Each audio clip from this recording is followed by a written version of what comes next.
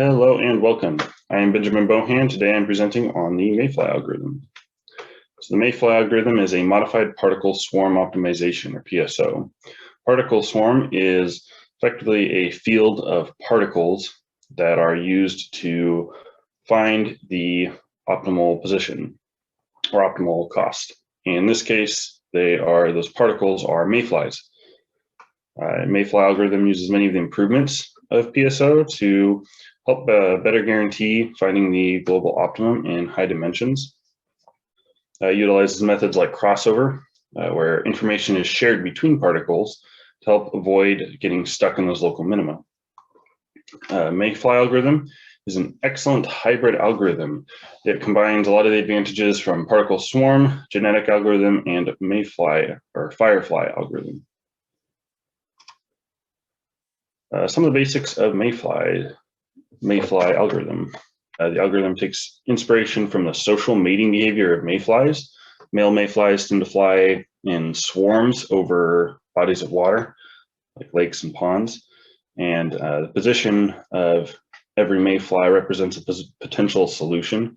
The females fly through the swarm, searching for the best mate. And so males do what is called a nuptial dance, or effectively a wedding dance, to attempt to attract the female mayflies. The Mayfly algorithm assumes that offspring are immediately full adults when they are hatched from the egg, and that only the fittest mayflies survive, even if they live for the entire duration of the search. So if a mayfly hatches in the first iteration of the search, that mayfly doesn't necessarily have a lifespan.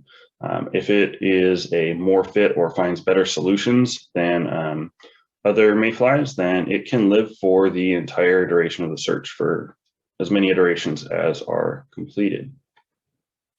Offspring only replace parents if they are more fit or have a potentially better solution, a better cost.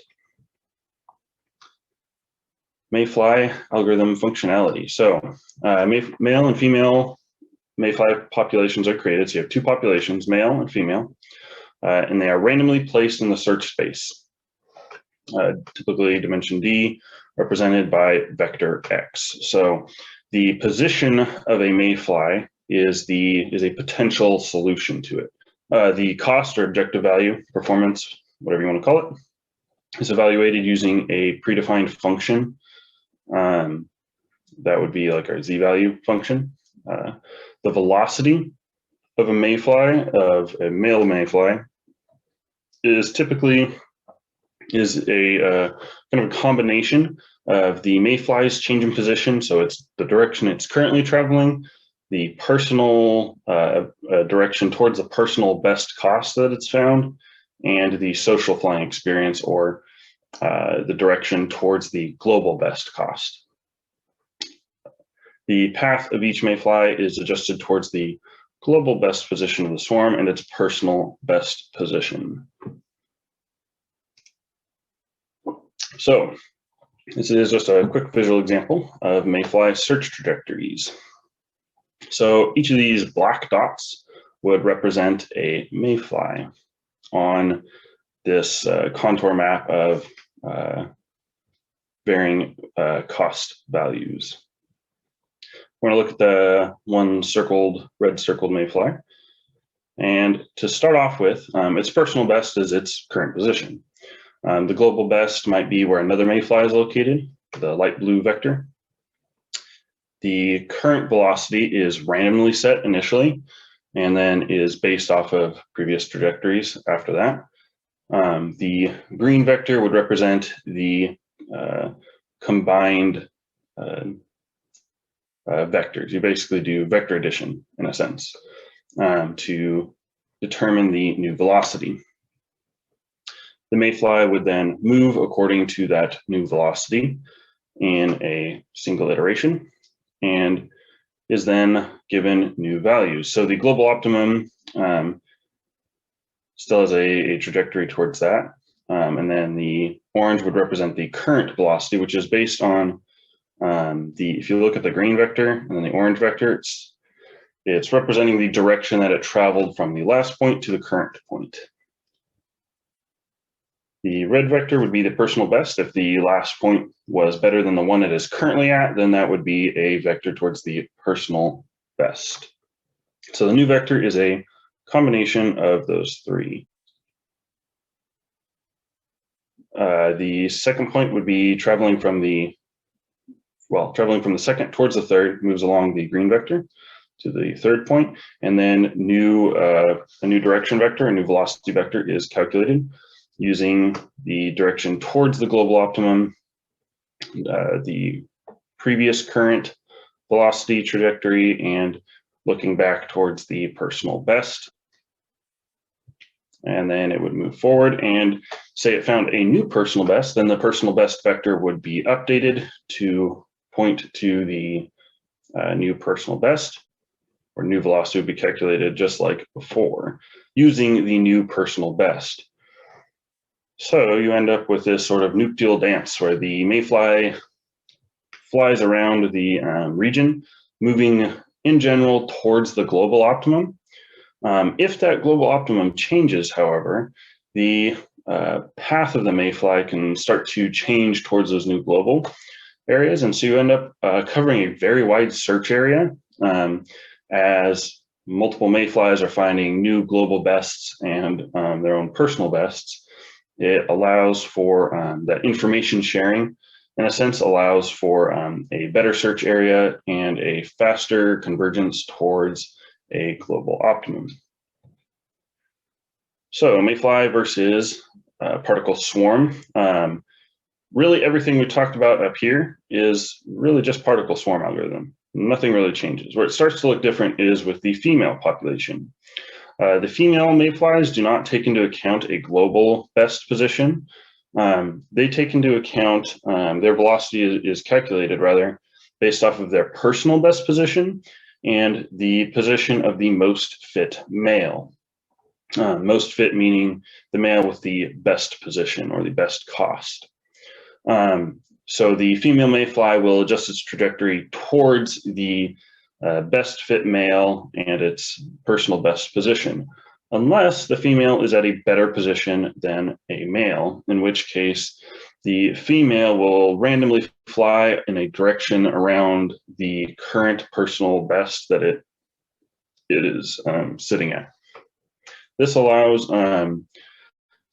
the female mayflies to find optima that might be better than a local optima that the male population is currently flying towards. However, to have that come into to be beneficial to the population as a whole, they have offspring. So the two parents are chosen at random, basically usually based off of fit. There are other ways that were tested in the creation of the Mayfly algorithm, but the best way was to base the parents off of fit. So the best fit male is with the best fit female, and the second best fit male is with the second best fit female, so on and so forth.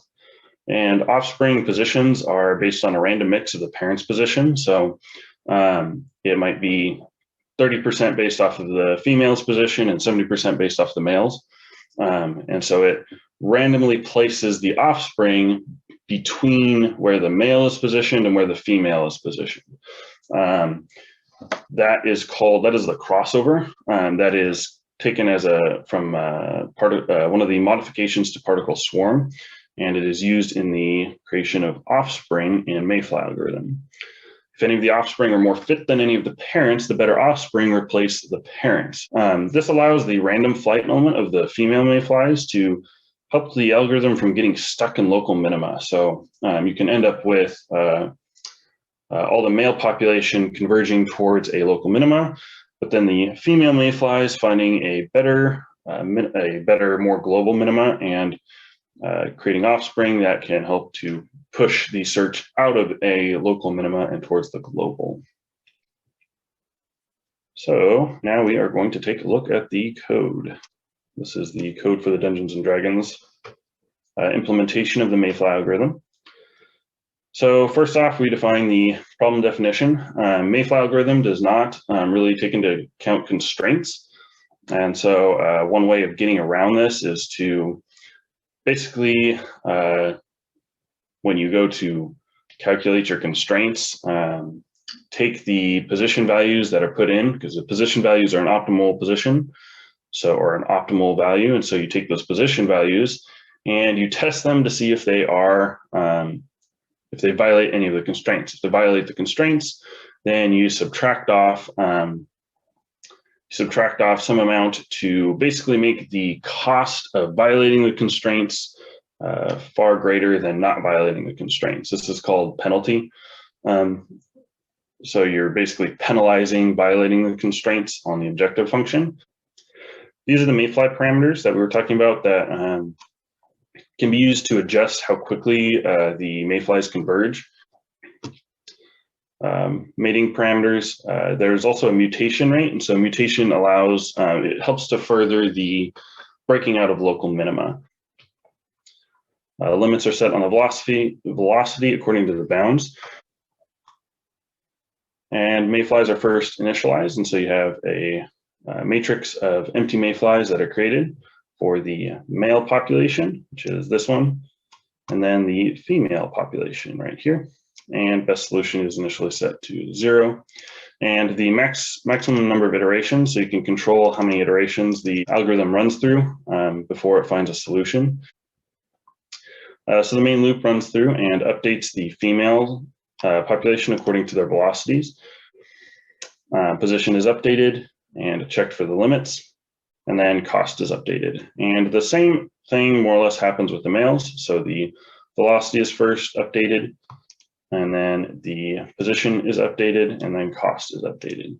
The only difference being that because male Mayflies take into account the global cost, the global cost has to be, or global best position has to be checked and updated if needed. The Mayflies are then sorted. The purpose of sorting is for the mating, so that best fit male mates with best fit female and so on.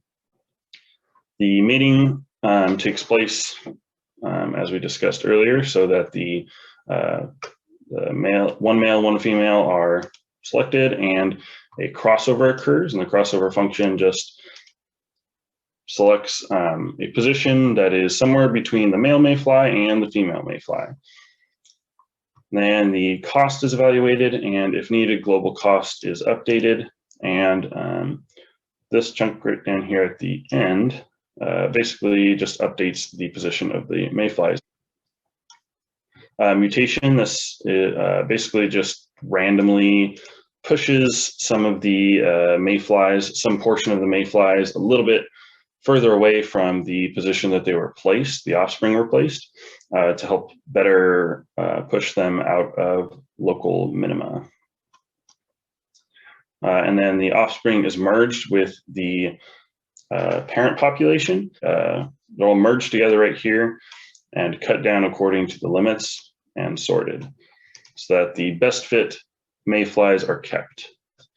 And then the results are displayed below. And so you can see here that with 50 iterations, it pretty well levels out. I ran it with 100 iterations a couple of times, and it really didn't change the objective function much, but it did take a lot longer. And these are the functions for crossover, the mutate, and then this is the constraints function that just checks the constraints. In the end, this was a final solution that I was able to come up with. So it positioned a stout halfling fighter, a human paladin, a wood elf monk, and a forest gnome wizard. I don't really know anything about Dungeons and Dragons to know if this is good or not. The thing that I found interesting was that with 50 iterations and even with 100 iterations, the cost for each player or each adventurer was not even really close to the maximum cost of 27. So it seems to show that at some point there isn't really any significant benefit to maximizing your cost. Granted, if you're playing this in game, you're probably going to want to maximize out some of your characteristics so that you get any little advantage you can, even if it doesn't seem to show a significant benefit.